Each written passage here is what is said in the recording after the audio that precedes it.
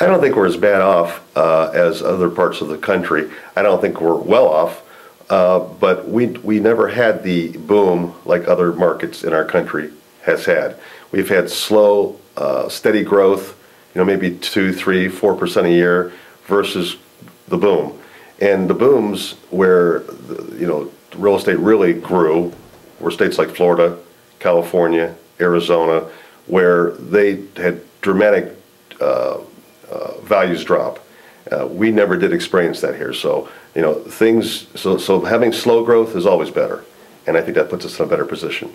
What about property values? Have they maintained that slow, steady growth? We have dropped in values like other parts of the country, but not as bad as the ones I just mentioned. Like last year, for example, from January through December, we had about a 10% drop in our local values in real estate. So is that a good thing for buyers? Well, I think one thing good for buyers, though, is we're seeing that the pricing has corrected. We've adjusted. So they could feel confident when they're out buying today that the values, because if the prices properties are priced properly, they'll see that the values have adjusted, it's corrected itself, so they can feel confident that they're getting a good value in their purchase. What about sellers? Bad time to sell if prices are down? Well, it's not a bad time to sell, particularly if they're buying something else, because there again, if they are going to sell, they have to price the property to the market, but they're also going to buy the other property at market.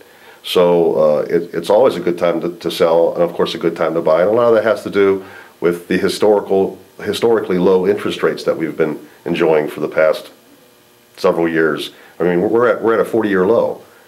We've never seen that before. What about financing? Are people having a hard time getting financed if they want to buy a home? I don't think financing is a difficult problem at all. I see none of the realtors that I know are experiencing that. As long as the person has a job, they have to have good credit. But there are several programs out there, depending on what your needs are, that you can get a loan. For example, if you have low cash available, you can buy a home with as little as 3.5% down.